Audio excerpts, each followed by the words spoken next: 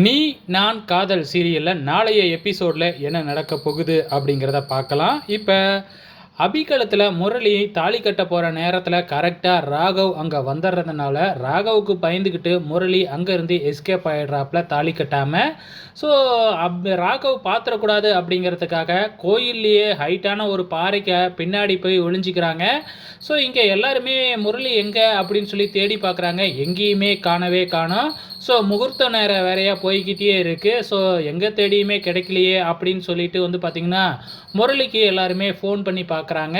So ஃபோனும் வந்து பார்த்திங்கன்னா ரீச் ஆகவே இல்லை. ஸோ என்ன பண்ணுறதுனே தெரியாமல் முழிக்கிறாங்க.